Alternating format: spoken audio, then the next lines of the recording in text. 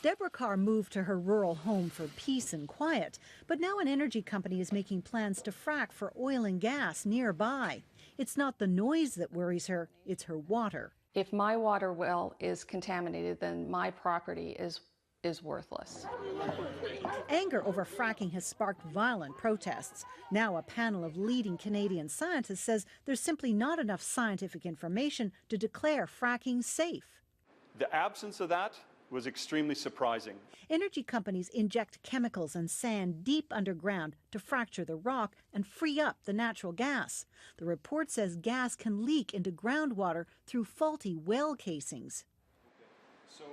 One of the authors says the report found the risks are not being properly tracked. It recognizes that those concerns by the public are real, and that additional information needs to be collected to really understand how best to manage those impacts. Concern about fracking has been widespread in the U.S. for more than a decade. This farmer says his well was contaminated by fracking for gas trapped in coal.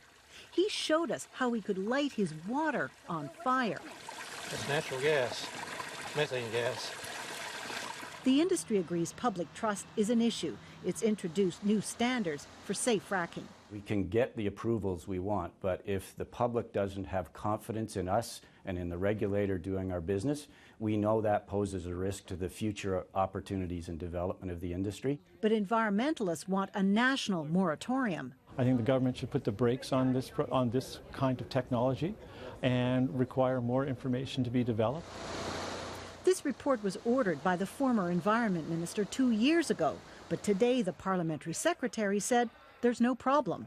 It's important to note that hydraulic fracturing has been used safely, and I'll repeat, in Western Canada for decades, and there's been absolutely no incidents of contamination to the drinking water. But the report says that fracking needs to slow down so the research can catch up to determine whether it's safe for both Canadians' health and the environment. Margaret McDermott, CBC News, Ottawa.